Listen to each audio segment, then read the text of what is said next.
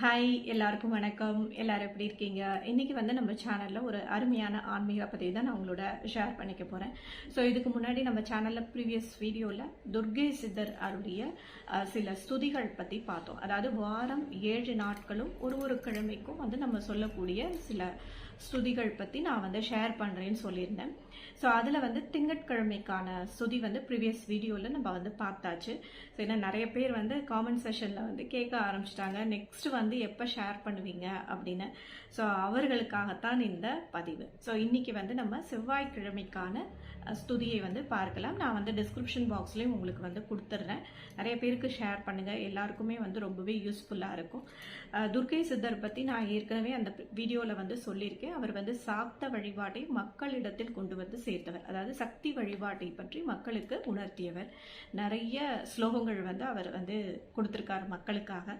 So முடிஞ்சால் நம்ம அதெல்லாமும் வந்து பார்க்கலாம். ஸோ இன்னைக்கு வந்து செவ்வாய்க்கிழமைக்கான ஸ்துதி. இது வந்து தமிழில் இருக்கும்.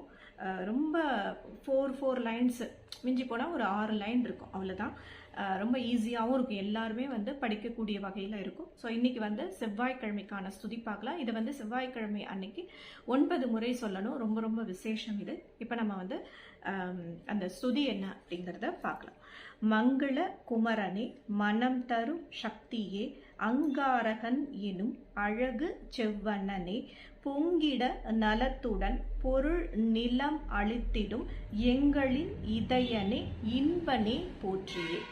ஸோ இதுதான் செவ்வாய்க்கிழமைக்கான ஸ்துதி. நான் திரும்பவும் படிக்கிறேன்.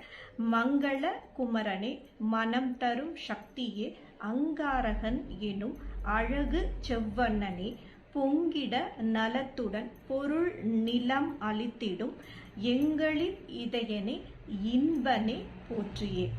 ஸோ இந்த செவ்வாய்க்கிழமைக்கான ஸ்துதியை நான் உங்களுக்கு டிஸ்கிரிப்ஷன் பாக்ஸில் கொடுத்துட்றேன். இதை வந்து செவ்வாய்க்கிழமை அன்னைக்கு 9 முறை தவறாமல் எல்லாரும் சொல்லுங்கள். ஸோ நம்ம நவகிரகங்களை வந்து எப்படி கோளறுப்பதிகம் இந்த மாதிரி ஸ்லோகங்கள்லாம் சொல்லி வந்து நம்ம வழிபடுறோமோ, ஸோ அதே மாதிரி தான் இது வந்து தமிழில் வந்து இருக்குது. ஸோ எல்லாருக்குமே வந்து படிக்கக்கூடிய வகையில் ஈஸியாக இருக்கும்.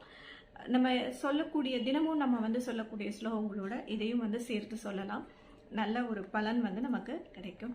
ஸோ இந்த பதிவு உங்கள் எல்லாருக்குமே மிகவும் பயனுள்ளதாக இருக்கும்னு நான் நம்புகிறேன்.